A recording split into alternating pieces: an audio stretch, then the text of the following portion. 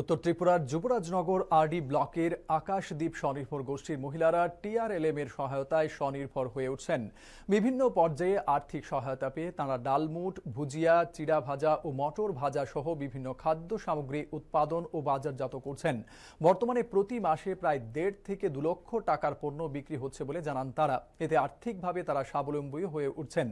আগামী দিনে উৎপাদন আরও বাড়ানোর লক্ষ্য রয়েছে বলেও জানান স্বসহায়ক গোষ্ঠীর মহিলারা। এদিকে টিআরএলএম এর ব্লক মিশন কোঅর্ডিনেটর পঙ্কজ দেব বলেন, গ্রামীণ মহিলাদের আত্মনির্ভর করে তুলতে প্রয়োজনীয় সহযোগিতা অব্যাহত থাকবে।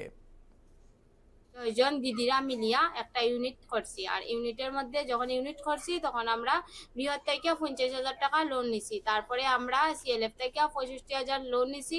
তারপরে আমরা 7 লাখ টাকা ব্যাংক থেকে পিএফএমই হায়ার ডোজ লইছি। থেকে আমরা খুব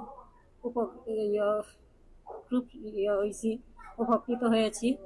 টিআরএলএম এর সাহায্যার্থে আমরা আরো প্রোডাক্ট বাড়াতে চাই, উদ্যোগ নিচ্ছি।